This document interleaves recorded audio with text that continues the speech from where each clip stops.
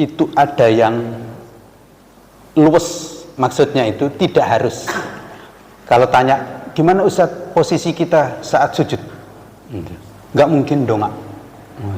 Karena jelas, sujud, ruku. Tapi bagaimana Ustadz posisi tangan kita saat berdoa?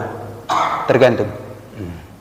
Saat kita berdoa, Allahu Akbar, Allahumma ba'id baini wa baina khatayaya kama ba'adta bainal masyriqi wal maghrib. Di mana tangan kita? Sini kan? Bukan gini kan? Gitu. Ya. Jadi posisinya bagaimana? Tergantung kita kondisinya bagaimana. Gitu. Ya. Lalu kemudian secara umum bagaimana doa itu? Secara umumnya. Secara umum doa itu ya tidak harus angkat tangan. Boleh nggak angkat tangan? Ya kan? Kita sambil berjalan berdoa boleh, kan nggak angkat tangan, ya kan? Jadi tidak harus angkat tangan. Ada juga silakan angkat tangan, gitu. Jadi soal begini nggak usah gegeran, gitu. Sama juga gampangnya itu ya. Kita kepada sesama manusia juga. Ada kalanya kita minta itu dengan angkat tangan, ada kalanya cukup berdiri. Walillahil matsalul a'la. Gitu. Jadi doa itu nggak harus angkat tangan, gitu. Doa angkat tangan bagus karena ada hadisnya. Ada Nabi angkat tangan, tapi ada juga Nabi nggak angkat tangan. Apa artinya?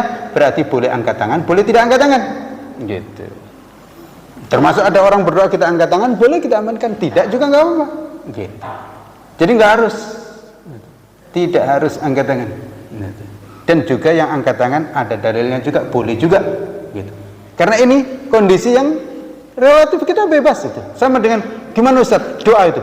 Apa berdiri atau duduk? Silakan, duduk boleh, berdiri boleh. Ya kan? Kita duduk berdoa boleh kan? Berdiri boleh, berbaring boleh. Kita saat tidur itu berdoa boleh. Gitu. Jadi angkat tangan bukan menjadi sebuah keharusan saat kita berdoa. Tapi memang disebutkan orang kalau sangat sungguh-sungguh doanya, kapan angkat tangan itu saat sangat sungguh-sungguh, gitu. Maka angkat tangan. Seperti Nabi disebutkan kapan angkat tangan itu beliau saat perang Badar. Perang Badar. Angkat tangan sampai tinggi malam itu. Kemudian surbannya sampai terjatuh, Abu Bakar mengambil. Gitu. Pas minta hujan juga begitu, angkat tangan, gitu. Sampai kelihatan ketiaknya. Dalam kondisi biasa agak rendah, dalam kondisi biasa lagi tidak, gitu. Fleksibel, gitu. Jelas? Jadi fleksibel. Ustaz, kemarin sempat dari Ustaz karena katanya kalau di Sabtu lagi Ustaz, katanya harus itu ya Ustaz. Gimana? Kalau sebenarnya yang sahih mana? Boleh. Iya, yang gini tadi itu perang Badar. Yang lagi gini lagi istisqa, gitu. Yang biasa, gitu. Yang biasa lagi enggak.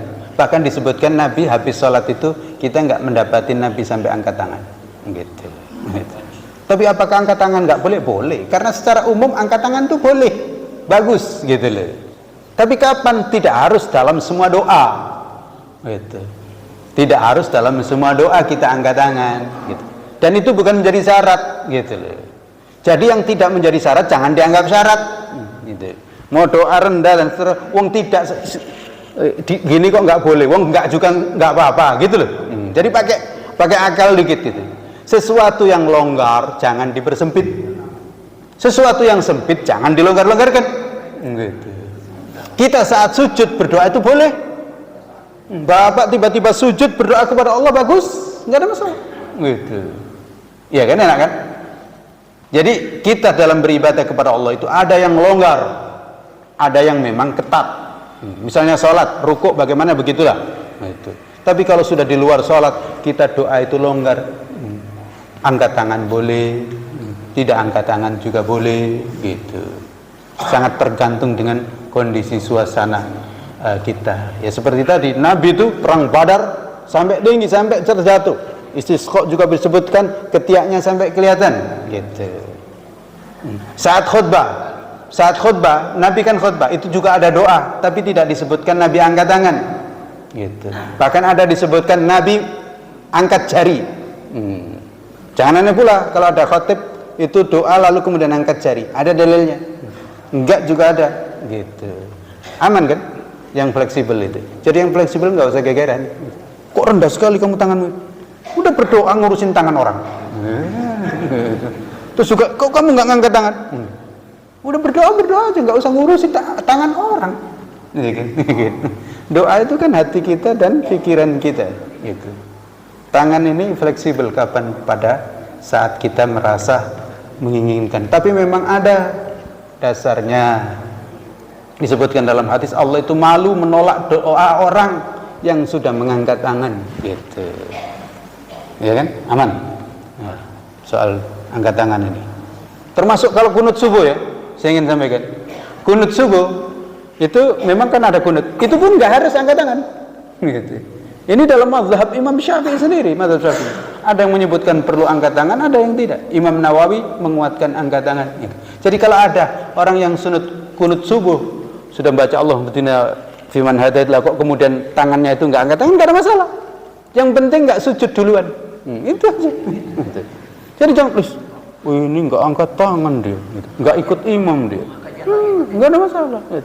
Jadi kita ikut imam itu imam angkat tangan, kita nggak harus angkat tangan. Tidak semua hal itu harus diikuti. Gitu. Kalau dia memang puas nggak angkat tangan, nggak ada masalah. Gitu. Enaknya kita. Dan itulah pentingnya kita beragama dengan ilmu. Kalau nggak dengan ilmu, langsung nggak angkat tangan dia. Angkat tangan tapi kok rendah sekali. Dia sendiri nggak berdoa jadi akhirnya mikir orang. Apalagi yang itu, yang goyang itu, yang goyang. Tak, pegang, goyang lagi, tangkap lagi. Lah nangkap jari orang. Gimana? Jadi gitu. Demikian. Pas.